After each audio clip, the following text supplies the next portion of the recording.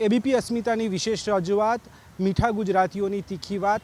આજે અમે પહોંચ્યા છે ગુજરાત હાઈકોર્ટ પરિસરની બહાર, જ્યાં જે વકીલો છે તે શું માની રહ્યા છે, ખાસ કરીને જ્યારે ચૂંટણીલક્ષી માહોલ છે તેમનો શું મત છે તે પણ જાણીએ, સાથે પૂછીએ પણ ખરા। આપ શું માનો છો, ખાસ કરીને જ્યારે ચૂંટણીનો માહોલ છે, ઉમેદવારો જે ખર્ચ બતાવે છે, જમીની હકીકત વાસ્તવિકતા શું હોય છે અને કાગળ પરની પરિસ્થિતિ કયા પ્રકારની હોય છે, શું માનો છો? તેજસભાઈ, તમે હમણાં જોયું હશે કે સુપ્રીમ કોર્ટમાં એક મેટર ચાલી બોન્ડની। એ બોન્ડમાં જ્યારે બધું એક્સપોઝ થયું ત્યારે ખબર પડે કે દરેક પોલિટિકલ પાર્ટીને કેટલું મોટું ફંડિંગ ખાસ કરીને વેપારીઓ પાસેથી એક્સટોર્શનના નામે લેવાય છે। જ્યારે આટલું મોટું ફંડિંગ હોય ત્યારે પક્ષ પૈસા ખર્ચે એવું આપણે માનતા હોઈએ છીએ, પણ તો ના, પક્ષ એ જ રીતે પોતાના ઉમેદવારોને પણ ખેંચે છે। ઓન પેપર જે ખર્ચો દેખાડવામાં આવે છે એની ઉપરાંત ઇન્કમટેક્સની લિમિટની બહાર જે ખર્ચો કરવાની મનાઈ છે એટલો 3 ગણો ખર્ચો એ લોકો કરતા હોય છે। આપણે જોયું હશે કે મતદારોને રીઝવવા આપણા અભણ દેશમાં સાડીઓ, અલગ અલગ બધા જાત જાતના પેતરાઓ ગોઠવવામાં આવે છે ભેટ સોગાદના। આ રીતે ચૂંટણીથી એ લોકો એવું માને છે કે લોકો મતદારો મૂર્ખ છે અને ભેગા લઈ જઈ અને દેખાડશે કે આ બધી ભેટ મળી એટલે મેં તમને મત આપ્યો। ખરેખર એવું નથી। આ ઉપરાંત આપણે ઈવીએમનો પ્રશ્ન આ વખતે સુપ્રીમ કોર્ટે બહુ સરસ જજમેન્ટ આપ્યું છે કે તમામ વીવીપેટની સ્લીપો રાખવી। દરેક મતદારને મારી એક વિનંતી છે કે પોતે કોને મત આપ્યો છે એની જે પહોંચ નીકળે સાચવીને રાખે, એટલે મેનિપ્યુલેશન જે થાય છે એ અટકે। ખાસ કરીને તમારું શું માનવું છે, અત્યારે જે રીતે ચૂંટણીનો માહોલ જામ્યો છે, અલગ અલગ પક્ષો પોતપોતાની વાતો કરતા જોવા મળે છે, ક્યાંક જે ભ્રષ્ટાચારનો મુદ્દો ઉઠતો હોય છે, ભ્રષ્ટ નેતાઓને બનાવવામાં જનતા કેટલી જવાબદાર, શું માનો છો? ભ્રષ્ટાચાર છે ને, જે પોલિસી મેટર્સમાં ભ્રષ્ટાચાર હોય છે, આપણે ઇલેક્ટ્રલ બોન્ડની જે બ્રિજેશભાઈએ વાત કરી એ પ્રમાણે પણ આપણે જોયું કે કઈ રીતે કોન્ટ્રાક્ટ્સ આપવામાં આવ્યા। જ્યારે સુપ્રીમ કોર્ટે ડેટા બહાર પાડ્યું અને એમાંથી ખબર પડી કે કોઈ એક કંપની એવી હતી જેને 1400 કરોડનું ઇલેક્ટ્રલ બોન્ડ આપ્યા અને એની સામે એને 2 લાખ કરોડ રૂપિયાના કોન્ટ્રાક્ટ મળ્યા। હવે પહેલાં જ્યારે 2019 પહેલાં 2017 પહેલાં આ સ્કીમ ઇલેક્ટ્રલ બોન્ડની આવી એ પહેલાં ઇલેક્શન તો પણ ઘણું ક્લીન હતું, કારણ કે કંપનીઝને એક તો પરમિશન નહોતી કે તમે ડોનેટ કરી શકો પોલિટિકલ પાર્ટીઝને, કારણ કે કંપનીઝ એક જુદી એન્ટિટી હોય છે, એ લોકોના શેર હોલ્ડર્સ એમના બેનિફિશિયરી હોય છે, તો પણ આ કંપનીઓ ડોનેટ નહોતી કરી શકતી। અને ડોનેટ કરવું હોય તો તમે 7.5% મેક્સિમમ તમે તમારા પ્રોફિટના 7.5% ડોનેટ કરી શકો। પણ અત્યારે આપણે એવું પણ જોયું કે એવી કંપનીઓ પણ નીકળી ઇલેક્ટ્રલ બોન્ડમાં કે જે લોકોએ એમનો લોસ દેખાય છે ને કરોડો રૂપિયાનું ડોનેશન આપ્યું છે પોલિટિકલ પાર્ટીઝને। એક પાર્ટીને આપ્યું હોય, 2 પાર્ટીને, કોઈ સ્ટેટ પાર્ટીને આપ્યું હોય, એવી પણ કંપની છે। અને એમાં એવું પણ દેખાઈ આવે છે કે ઘણા બધા સ્ટેટ્સમાં પણ આવું થયું છે કે ડોનેશન ઇલેક્ટ્રલ બોન્ડથી લઈને એમને બેનિફિટ મળ્યા હોય। એટલે ભ્રષ્ટાચાર જે છે એ મુદ્દો આ દેશમાં 1947થી છે। ભ્રષ્ટાચારના નામે ઘણા બધા ઇલેક્શન્સ લડાયા છે। 2014નો ઇલેક્શન પણ ભ્રષ્ટાચારના નામે જ લડાયો હતો અને આ વર્ષે પણ આ ઇલેક્શન ભ્રષ્ટાચારના નામે જ લડાવવાનો છે। અને ભ્રષ્ટાચાર એટલા માટે છે મુદ્દો, કારણ કે એક આમ નાગરિકને, એક આમ માણસને જે ભ્રષ્ટાચાર છે સૌથી વધારે એટલા માટે નડે કારણ કે ભ્રષ્ટાચારથી થાય શું, આ તમારા બ્રિજ બને છે, આ બ્રિજ બન્યો અને ચાર વર્ષમાં એક બ્રિજ તૂટી જાય, એ ભ્રષ્ટાચારના લીધે થાય કે તમે ઇલેક્ટ્રલ બોન્ડમાં પૈસા આપે, કોન્ટ્રાક્ટર પણ ક્યાંક ને ક્યાંક પૈસા કાઢવાનો છે અને એમાં લોકો આમ નાગરિક મળે છે। સ્કૂલો બંધ થાય છે અને પ્રાઇવેટ સ્કૂલો વધતી જાય છે, એ ભ્રષ્ટાચાર છે। એમાં સરકારી સ્કૂલો બંધ કરીને જ્યારે તમે પ્રાઇવેટ સ્કૂલો ચાલુ કરો અને પ્રાઇવેટ સ્કૂલોમાં જઈને તમારે લાખો રૂપિયાની ફીસ આપવી પડે, એ ભ્રષ્ટાચાર છે। એટલે ભ્રષ્ટાચાર ખાલી એ જ નથી કે કોન્ટ્રાક્ટમાંથી કોઈને પૈસા લઈ લીધા કે કોઈને એક્સટોર્શન કરીને આપણે પૈસા લઈ લીધા પોલિટિકલ પાર્ટીસે। અત્યારે ભ્રષ્ટાચાર આટલું બધું સર્વવ્યાપી થઈ ગયું। આ તો સારું છે કે ઇલેક્ટ્રલ બોન્ડનું ડેટા સુપ્રીમ કોર્ટે ઇલેક્શન પહેલાં ડિક્લેર કરાવડાયું, કારણ કે એસબીઆઈ એક બાજુ એવું કહેતી હતી કે જૂન સુધી અમે આ ડેટા ભેગું કરીએ અને પછી આપીએ। આ તો સુપ્રીમ કોર્ટે કીધું કે ના ભાઈ, તમને જેલ જવું પડશે કન્ટેમ્પ્ટમાં, તો ડેટા બહાર આવ્યો અને ડેટા બહાર આવ્યા પછી એ ડેટાથી ખબર પડી કે હજારો કરોડ રૂપિયા પોલિટિકલ પાર્ટીઝના આવી રીતે લેવાયા છે। આપ શું માનો છો, જ્યારે મુદ્દાઓની વાત થતી હોય, સામાન્ય માણસને, સામાન્ય લોકોને કયા કયા અસર કરતા મુદ્દાઓ છે જે આ ચૂંટણીમાં ક્યાંક ચર્ચાવા જોઈએ, જે હજી સુધી ચર્ચાયા નથી? સામાન્ય લોકોને જે અસર કરતા પરિબળો છે એ ખાસ કરીને આરોગ્ય અને હેલ્થ છે। અને હાલની જે સરકાર છે કેન્દ્રમાં, એ સરકારે ખેડૂતો, જનતાના આરોગ્ય વિશે, બાળકોના શિક્ષણ વિશે બહુ જ બેદરકારી દાખવી છે અને એ લોકોના અંગત હિતો માટે ઈ-બોન્ડ જેવું મોટું કોમ્બાટ જે ભારતના ઇતિહાસમાં સૌથી મોટું કોમ્બાટ કહી શકાય એવું આચર્યું છે અને સાબિત થઈ ગયું છે સુપ્રીમ કોર્ટમાં. અને જેથી જે અસર કરતા પરિબળો છે એને ધ્યાન આપવામાં નથી આવતું અથવા તો સરકાર એનપ્લેન પ્રકારે આરોગ્ય, હેલ્થ, શિક્ષણ જેવા મુદ્દાઓને દબાવી દે છે, પ્રજાને દબાવી દે છે, વિપક્ષને દબાવી દે છે. એટલા માટે હાલની જે પરિસ્થિતિ છે એ દેશની લોકશાહી માટે બહુ જ ગંભીર છે. એના માટે ભારતીય જનતા પાર્ટીની આ સરકાર છે એ બહુ જ મોટા પાયે જવાબદાર છે અને ભવિષ્યમાં દેશે જો આને કંટ્રોલ કરવામાં નહીં આવે તો ગંભીર પરિણામો ભોગવવા પડશે. તમે શું માનો છો, ભ્રષ્ટ નેતાઓની વાત કરીએ છીએ, જનતા કેટલી જવાબદાર આ બાબતે? જનતા નિર્દોષ છે, એમને ભોગ બનાવવામાં આવી છે. ઈ-બોન્ડ વિશે જ્યાં સુધી સુપ્રીમ કોર્ટનું જજમેન્ટ ના આવ્યું ત્યાં સુધી લોકો અંધારામાં હતા. ઈ-બોન્ડનું જજમેન્ટ સુપ્રીમ કોર્ટે આપ્યા પછી લોકોને એવી ખબર પડી કે આ તો એક પ્રકારની ખંડણી હતી. આ ઈ-બોન્ડ કોઈ ડોનેશન નહોતું, આ ખંડણી છે. આપ જુઓ જે ક્રિમિનલ કેસીસ જે કંપનીઓ પર રેડ પડી અને પાછળથી એ લોકોએ પૈસા આપ્યા, આ શું છે? આ દેશની લોકશાહી પર મોટો ઘાત છે. ગુજરાતની ખાસ કરીને વાત કરવામાં આવે 26 બેઠકોની ઉપર લોકસભાની જે ચૂંટણી યોજાવાની છે, અહીંયા કયા પ્રકારનો માહોલ અત્યારે જોઈ રહ્યા છો?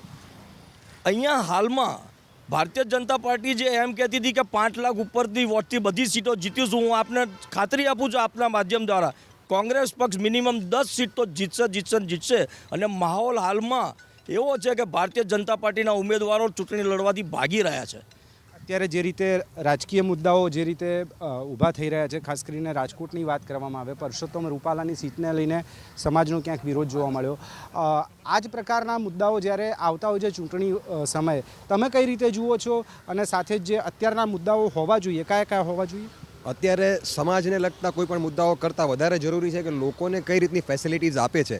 હવે આજની તારીખે જ્યારે કરપ્શનની વાત થઈ રહી છે, ભ્રષ્ટાચારની વાત થઈ રહી છે, ભ્રષ્ટાચાર આ દેશના નસમાં ભ્રષ્ટાચાર હવે ફેલાઈ ગયો છે. આપણે કોઈ પણ પાર્ટીની તરફથી વાત નથી કરતા કે કોઈ પણ પાર્ટીને આપણે એલિગેટ નથી કરતા, પણ આ દેશના નસમાં કરપ્શન છે. છોકરું જ્યારે નાનું પેદા થાય છે ત્યારે જે રીતે ભાઈએ વાત કરી, એજ્યુકેશનથી લઈને જે રીતે ફીઝ આપીએ છીએ એ એક રીતનું કરપ્શન છે. ગવર્મેન્ટ સ્કૂલ્સ બંધ થઈ ગઈ છે અને પ્રાઇવેટ સ્કૂલ્સમાં જે રીતની ફીઝ આવે છે, હજી રિસેન્ટલી ગઈકાલે જે ચુકાદો આવ્યો છે જેમાં ટર્મ ફીઝ એડ થઈ ગઈ છે. ટર્મ ફીઝ ઓલમોસ્ટ 12,000 થી 13,000 રૂપિયા પર યર ટર્મ ફી એડ થઈ ગઈ છે અને ગરીબ માણસોની ઉપર માર પડે છે. જ્યારે બેઝિક ઇન્ફ્રાસ્ટ્રક્ચર પ્રોપરલી, જેમ તમે આપણે જોઈએ છે વિદેશમાં કન્ટ્રીઝ એવા છે જેમાં હેપીનેસ ઇન્ડેક્સ બહુ ઊંચી છે. જો એ હેપીનેસ ઇન્ડેક્સની વાત કરો ત્યારે એ હેપીનેસ ઇન્ડેક્સમાં લોકોની ઇઝ ઓફ લિવિંગ પણ ઇમ્પોર્ટન્ટ છે. ઇઝ ઓફ લિવિંગ જ્યાં સુધી સરખી નહીં થાય ત્યાં સુધી ભ્રષ્ટાચાર આપણા સમાજમાંથી કે આપણા દેશમાંથી નીકળશે નહીં. આ કરપ્શન જ્યાં સુધી હટશે નહીં અને જ્યાં સુધી પોલિટિકલ પાર્ટીઝ આ રીતના ઇલેક્ટોરલ બોન્ડ્સ જે રીતે ચાલી રહ્યા છે એ રીતનું કરપ્શન બંધ કરશે નહીં ત્યાં સુધી આ દેશમાં કરપ્શન મટશે નહીં અને ત્યાં સુધી આ દેશની ચૂંટણી બહુ પ્રોપર થશે નહીં. આપણે રામાયણ બધાએ લગભગ સાંભળ્યું હોય, વાંચ્યું હોય. એવું કહેવાય છે કે રામ નામે પથરા તરે. આપણે ખાલી આ પથરા તરાવવાને બદલે દેશને તરાવીએ, લોકો જાગૃત થાય. હિન્દુ મુસ્લિમના નામે વોટના જે ડિવિઝન કરવાના પ્રયત્ન છે, ક્રિશ્ચન, હરિજન, હવે તો રાજપૂત સમાજ ઉપર હુમલા થાય છે. આ પ્રકારના જે એરોગન્ટ માણસોને હવા ભરાઈ ગઈ છે, એ લોકો જ્યાં સુધી ખુલ્લી આંખે નહીં સમજે ત્યાં સુધી ખરી લોકશાહી નહીં આવે. તમારું શું માનવું છે? અત્યારે જે રીતની જનતાની અંદર ક્યાંક ને ક્યાંક લાગણી જોવા મળતી હોય છે કે તેમના પ્રશ્નોનું નિરાકરણ આવે અને તે બાબતે જે પણ સરકાર ચૂંટાય તે એ પ્રકારના કામ કરે. હાલ જે રીતનો માહોલ છે તમે કઈ રીતે જુઓ છો? હવે જો ગુજરાત વિધાનસભામાં મંત્રી જાતે એમ કહે છે કે 900 જેટલા સ્કૂલોમાં ખાલી એક જ ટીચર સરકારી સ્કૂલોમાં, કેટલું ખરાબ અને નિંદનીય વસ્તુ કહેવાય. એ નાના છોકરાઓ જે ગ્રામ્ય વિસ્તારમાં રહે છે એ લોકો સ્કૂલોમાં જાય, એ છોકરાઓને એક ટીચર કેટલા ક્લાસ ભણાવી શકે? તમે વિચારો કે ચાર જેટલા ક્લાસો હોય તો 4 ક્લાસમાં એક જ ટીચર બધાને જોડે બેસાડીને ભણાવતા હોય. હવે આપણે બેરોજગારીનું આપણે વાત કરીએ, પાછલા 5 વર્ષમાં 11 જેટલા પેપરો ફૂટી ગયા. હવે કેટલાક ફૂટે છે એ ખબર નહીં, કારણ કે રિયલ જે આંકડો છે એ તો આવતું નથી આપણા કને, સમજ્યા કે નહીં? તો આ બેરોજગારીનું સ્થિતિ જુઓ. હાલ જેટલાક પણ વિદ્યાર્થીઓ હોય, યુવાનો, એ બધા મોબાઈલ ઉપર પડ્યા છે, કારણ કે એમના કને હવે તમે ગુજરાત યુનિવર્સિટીમાં જાઓ ત્યાં શિક્ષણનું સ્થિતિ શું છે? કથળાતું જાય છે. કંઈ છે જ નહીં ગુજરાત યુનિવર્સિટીમાં. ના LLBમાં પ્રોફેસરો નથી. હું જાતે અહીંયા GLSમાં બધાય ભણતો હતો, ત્યાં પ્રોફેસરો નથી, એ વિચારો. અને એના અલાવા તમે આ બેરોજગારીના પરિસ્થિતિના કારણસર આવનાર દિવસોમાં બહુ ખરાબ પરિસ્થિતિમાં આપણું દેશ જવાનું છે. કારણ કે યુવાનો આપણે જોવા જઈએ, ભારત સૌથી યુવાન દેશ ગણાય, જેનું એવરેજ એજ 28 છે, 27 જે ગણાય, તો 50% કરતાં વધારે વસ્તી 27 વર્ષ કરતાં નીચેના છે. અને એ યુવાન દેશને તમે રોજગારી પૂરું નહીં પાડો તો કઈ રીતે? અને તમે અત્યારે, હું વકીલ છું, ખાલી મારું 1 જ વર્ષ થયા છે વકીલાતનું, પણ મને હાલ આજના દિવસે મને અહીંયા સ્ટાઇફંડ નહીં મળતું. પણ કેરળમાં તમે જોશો, ત્યાંના વકીલના યુનિયન હોય, ત્યાંના બાર હોય, ત્યાંના રાજ્ય સરકાર દર મહિને 5,000 દીઠ જેટલાક પણ જુનિયર છે, 5 વર્ષ કરતાં નીચે ઇન્ટર્નશીપમાં છે, એ બધાને 5,000 રૂપિયા માસિક રૂપે એ લોકોને સ્ટાઇફંડ મળે છે. પણ અહીંયાનું સરકાર કરતું નથી, કારણ કે એમને પડી જ નથી આપણા વિશે. એમને શું પડી છે? એમનું પોકેટ ભરવું, જેમ તેમ કરીને એમનું પોકેટ ભરવાનું. ભ્રષ્ટાચાર કરો, રામના નામે કરો, ભગવાન, અરે આપણે હિન્દુ છીએ યાર, આપણે એવું નથી. પણ આ લોકો શું ધર્મના નામે, કોમના નામે વિભાજન કરો અને રાજ કરો. જે જૂનું અંગ્રેજો આપણે કહેતા હોય કે અંગ્રેજોનું જે નીતિ હતું એ જ નીતિ એ લોકો ચલાવે છે, કે ભાગલા પાડો અને રાજ કરો. અને એ લોકો રાજ કરવામાં સફળતા પામી રહ્યા છે હાલ. જનતા કેટલી જવાબદાર આ બાબતે? તો જનતાને તો શું ખબર? ટીવીમાં જોઈએ તો બીજેપી એમના જે પણ સત્તા પક્ષી હોય એમનું જ આવતું હોય ટીવીમાં, કે ભાઈ તમારું સૌને વિકાસ, સૌને અત્યારે નવા ડાયલોગો આવે છે કે શું કે અચ્છા દિન આયેગા, અચ્છા દિન. ક્યાં છે અચ્છા દિન? બતાવો. આ પૂછી લો, અહીંયા જ આપણા કને એક શું રોજગારી, એટલે આપણે રસ પીતા હતા, એમને પૂછો એ લોકો કેટલું કમાવે છે, એમનું પરિસ્થિતિ કેવું છે, એમનું ઘરનું પરિસ્થિતિ કેવું છે. આ લોકો તો નાનું એક ઘર બનાવતા હોય ને તો એમાંય ભ્રષ્ટાચાર લેતા હોય, કમિશન વગર કંઈ ઘરનું એપ્લિકેશન નહીં લેતા. તમારું શું માનવું છે આ ચૂંટણીનો અત્યારે માહોલ જે રીતે ચાલે છે, કયા કયા મુદ્દાઓ છે જે થવા જોઈએ પરિપૂર્ણ, જેનાથી જનતાને ફાયદો થાય? जनता साहब શું થાય? આપ જનતાનો જો મહેંગાઈ કેટલી છે. અમારે જે બી ગરીબ દેખો, આ લારી ચલાવું છું, સવારે 10 વાગે નીકળું, રાતે 10 વાગે જાઉં, 200-300 રૂપિયા મળે. આ સાઈડ ઉપર ઊભો રહો તો કોઈ સરકારી જનતા ઊભો રહેવા નહીં દેતો. જાઓ ભાઈ, આગળ જાઓ. મેન તો સાહેબ આ ગરીબનું મુદ્દા છે ને. તમે તો કહો કે જનતાને સેવા કરું ને એ કરું, કશું તો થાય નહીં. અત્યારે ગુજરાતનું સરકાર છે, ભાજપનું સરકાર છે. આ જો બોલે આ ફાઇલન્ડ, આ ગરીબનું તો સુનતો નહીં, અહીંયા કોઈ નહીં સુનવાવાળા છે. અમે લોકો આ મજદૂર ઇન્સાન છે. આ પરદેશ ખેપો આવે છે, કોઈ આવશે દાદાગીરી કરીને લઈ લેશે, 10 રૂપિયા 20 રૂપિયાનું પૈસા નહીં આપતો. અમારે ગરીબોનું શું છે? એ બસ એ હિસાબ, બીજું શું. અત્યારે જે રીતે લોકો છે ક્યાંક ને ક્યાંક પોતાના મુદ્દાઓ મૂકી રહ્યા છે. અત્યારે જે રીતે વાત કરવામાં આવે, ચૂંટણી છે, ચૂંટણીમાં જે તેવર છે લોકોના, એક બાજુ ક્યાંક ભારતીય જનતા પાર્ટી, ક્યાંક કોંગ્રેસ, આમ આદમી પાર્ટી, તમામ પક્ષો પોતપોતાની રીતે એડી ચીવટીનું જોર લગાવી રહ્યા છે. તેની વચ્ચે જનતા શું માની રહી છે તે એબીપી અસ્મિતાએ જાણવાનો પ્રયાસ કર્યો. અજય પાંડે સાથે તેજસ મહેતા, એબીપી અસ્મિતા, અમદાવાદ. મીઠા ગુજરાતીની તીખી વાતમાં વડોદરાના મતદારો સાથે વાત કરીશું. જોઈ શકો છો અહીંયા ચાની ચુસ્કી લઈ રહ્યા છે. તેમની સાથે વાત કરીશું કે વડોદરાની અંદર જે રીતે ઉમેદવારોને ટિકિટ મળી રહી છે તે લોકો શું માની રહ્યા છે આગામી લોકસભા ચૂંટણીને લઈને. વાત કરીએ તપનભાઈ, જે તે વાત કરીએ તો હવે અહીંયા જે ચૂંટણીની અંદર ઉમેદવારો જ્ઞાતિ આધારે પસંદ થઈ રહ્યા છે, આપ શું માની રહ્યા છો? ખાલી અહીંયા નહીં, સમગ્ર દેશ કે ગુજરાતની વાત કરીએ, બધે જ્ઞાતિ આધારે જ ચાલી રહ્યા છે. લોકોના જીવન, લોકોના પ્રશ્નની કોઈ ચર્ચા ક્યાંય થતું નથી. એ બહુ ચિંતાની વાત છે. લોકો અનેક પ્રશ્નોથી હેરાન પરેશાન છે. અમે અહીંયા રહીએ છીએ, અહીંયા અમારા વિસ્તારના પણ અસંખ્ય પ્રશ્ન છે. તો પછી સભાઓ થાય છે, મોટા મોટા વચનો તો નેતાઓ આપતા હોય છે, તો ફક્ત વચનો જ હોય છે કે ભાઈ ફૂલફિલ થતું હોય છે? ના, ફૂલફિલ ક્યાં થાય છે? આ તમે એક વાત સમજો, 2 કરોડ રોજગારી આપવાની વાત થઈ, ઉલટાનું બેરોજગારી વધ્યા છે. કેટલા બધા સરકારી નોકરી માટેના પરીક્ષા લેવાયા છે, તમામ પરીક્ષાઓ રદ થયા છે. જે કંઈ નોકરી મળે છે એ પણ ફિક્સ પગારના. રેલવેમાં કેટલા વર્ષથી નોકરી નથી, બેંકમાં નથી. તમે એક ફિલ્ડ બતાવો જ્યાં આગળ સરખી રીતના લાખોની જે પોસ્ટ ખાલી છે એ ભરતી થયા હોય. જે રાજનેતાઓ પછી વોટ માગવા આવતા હોય છે તો પ્રલોભનો બી આપતા હોય છે. શું કહેશો? સાડીઓ વેચાતી હોય આ તે. હું તો એક જ વાત જાણું કે અત્યારે હાલમાં જે પરિસ્થિતિ છે, જે ખરાબ પાણીની સમસ્યા છે, બીજું કશું છે નહીં. આમાં શું છે કે અમે લોકો હેરાન થઈ ગયા છે. ગંદા પાણી, ગટરનું પાણી આવે છે. એના માટે કેટલી વખત અમે અરજીઓ બી આપી અને જે બી છે, પણ કોઈ નિરાકરણ આવતું નથી. છેલ્લે અમારે વેચાતું પાણી લાવીને કરવું પડે છે. એ જ કહી શકો છો. સારું, વાત કરીશું. આ જે ચૂંટણી ની અંદર જે લખલૂટ ખર્ચાઓ બી થતા હોય છે, માનો છો વધુ પડતા થતા હોય છે કે હિસાબ બતાવવામાં આવતા હોય છે નેતાઓ દ્વારા?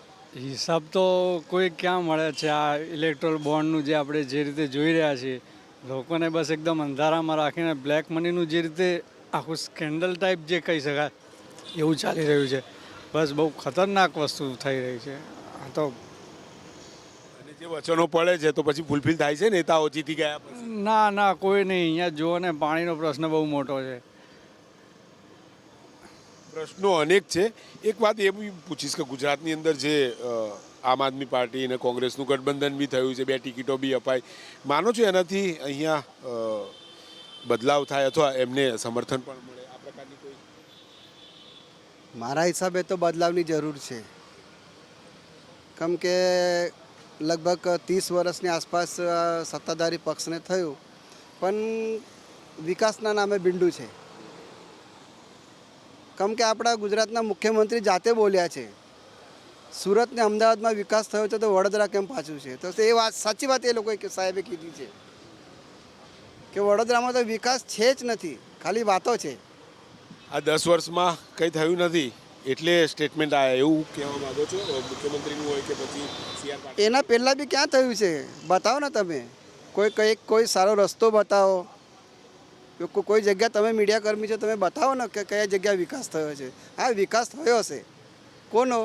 એ લોકોનો જ વિકાસ થયો છે, બાકી કોનો પ્રજાનો વિકાસ તો ક્યાં જગ્યાએ દેખાતો નથી. આ ચૂંટણી વખતે પ્રલોભનો મળે છે મત આપવા માટે? સાડીઓ વેચાતી હોય કે બીજી કોઈ વસ્તુ વેચાતી, એવું થાય છે ખરું? ના ના, કોઈ જગ્યાએ દેખાતું નથી એવું. તમારા પ્રશ્નો હલ થાય છે? જે વચનો નેતા આપે છે પૂરા થાય છે? ના, અમારા વિસ્તારમાં નથી થતા. સાહેબ શું કહેશો? જે રીતે વડોદરામાં પણ 2 ઉમેદવારો જાહેર બી થઈ ગયા, એક ભાજપમાં તો બ્રાહ્મણ છે, તો સાથે વાત કરીએ રાજપૂત સમાજથી કોંગ્રેસની પણ ટિકિટ જાહેર થઈ, એટલે જ્ઞાતિવાદ આધારે આ ટિકિટોનું વેચાણ થતું હોય છે. આ તો વાત ખરેખર એવી જ છે. અત્યારે શું છે કે એવી રીતે થઈ રહ્યું છે કે જાતિવાદ પર જ બધું ચાલી રહ્યું છે. અને ખરેખર જો આ લોકો જો વ્યવસ્થિત કામ કરતા હોય, અને અત્યારે હું તો અપીલ કરીશ જનતાને કે એવા ઉમેદવારને ચૂંટાઈને લાવજો કે જે ખરેખર આપણું કામ કરે. અત્યારે હાલ તમે જોઈ રહ્યા છો, પાણીનું એટલું બધું વેડફાઈ થઈ રહ્યું છે. હજારો લીટરો પાણી જતું રહે છે, લોકોને પાણી મળતું નથી. અત્યારે બધા જે નેતાઓ આવે છે દોડે દાડે એવા સપના બતાડે છે કે આપણે તમને આ લાઈન આપીશું, પેલું કરીશું, આવું કરીશું, પણ એક ઝીરો કામ થતું નથી. ખરેખર જોવા ગયા તો અત્યારે જો તમે જોઈ રહ્યા છો, શું આ લોકો ખાલી લોલીપોપ આપે છે, અને લોલીપોપની ઉપર આપીને જ્યારે ચૂંટાઈને આવે છે પછી કોઈ પણ નેતા કે કોઈ પણ ઉમેદવાર મોઢું દેખાડતું નથી. આ બહુ મોટી સમસ્યા છે આપણા વડોદરાની અંદર. ઘણા બધા રસ્તાઓ કામ બાકી છે, ઘણા બધા વિકાસના કામો બાકી છે, પણ એની ઉપર એ લોકો ધ્યાન આપતા નથી. એમના બસ કામો કરતા રહે છે. એમના બેંકોની તિજોરી ભરતા હોય છે, આ જ કામ કરે છે. પછી જ્યારે મત માગવા આવે ત્યારે પ્રલોભનો અપાતા હોય છે, મહિલાઓને સાડીઓ આપતા હોય કે પછી જે રીતે અનેક પ્રલોભનો આ પ્રકારનું કંઈ હોય છે? કહું છું ને, ઘણા બધા પ્રલોભનો આપે છે. ઘણા બધા તમારી માટે આ કરીશું, પેલું કરીશું, ફલાણું કરીશું, ઘણા બધા આપે છે. શું ખાલી લોલીપોપ આપે છે બસ. ઉમેદવાર જીતીને આવ્યા પછી કોઈ મોડું બતાવતું, કોઈની માટે કંઈ કરતું નથી. શું અપેક્ષા છે તમારી? આ એ જ અપેક્ષા છે ભાઈ, જે પણ આવે આગળ જઈને વિકાસ કરો તો તમારું આગળ 5 વર્ષ પછી તમે જો અત્યારે જીતીને આવ્યા પછી જો વિકાસ કરશો અને જનતા પાછળ ધ્યાન આપશો તો આગળના બીજા 5 વર્ષ પછી તમે જ જીતાઈને આવશો. વાત ફરીને ફરી એક જ આવે છે, કેમ કે વડોદરામાં જ્યારે પણ વાત કરીએ તો સર્વપ્રથમ વાત એ આવે છે કે મુખ્યમંત્રી વડોદરા આવીને કહી ગયા કે વડોદરા પાછળ રહી ગયું, અમદાવાદ, રાજકોટ સહિત બધા આગળ નીકળી ગયા. પ્રદેશ ભાજપ અધ્યક્ષ CR પાટીલ પણ આ જ શબ્દો બોલી ગયા, એટલે ક્યાંક ને ક્યાંક લોકોના મગજમાં એ વાત ફિટ બેસી છે. છેલ્લા 10 વર્ષમાં રંજનબેન ભટ્ટ સાંસદ રહ્યા, પરંતુ જોઈએ તેવા કામ થયા નથી. સાથે પ્રલોભનો પણ અપાય છે, આ પ્રકારની વાત વડોદરાથી જોવા મળી રહી છે. કેમેરામેન પરેશ ધોળકા સાથે લોરેન્સ પરમાર, ABP અસ્મિતા, વડોદરા.